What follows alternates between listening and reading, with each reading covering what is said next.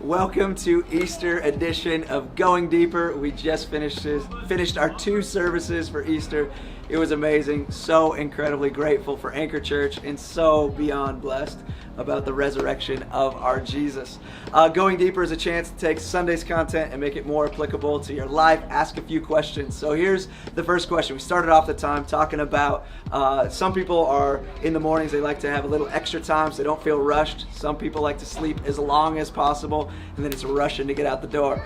So just to break the ice, if you got anybody there with you, where do you land? What's your morning routine? Do you like extra time or do you just stay in bed as long as possible?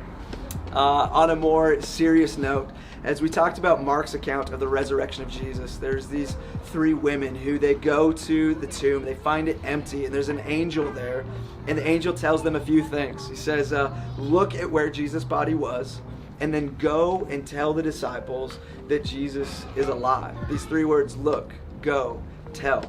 I think Easter is such a beautiful time of looking at the resurrection of Jesus, recognizing his story, but the story doesn't end there. It says, look, go, tell. So the question is for you, how can you take this moment of looking and let it translate into telling? Who can you tell the good news of Jesus? What conversation can you have this week? How can you go from looking to going and telling?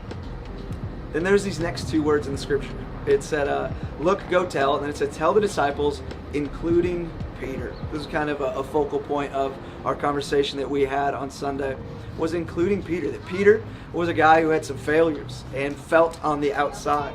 Maybe was treated poorly by some of the other disciples, but what wasn't included, wasn't having this feeling of maybe I'm on the outside. And it was a message of including Peter. So maybe my question to you is, how have you ever identified with Peter? That maybe you felt on the outside or were treated like you were on the outside.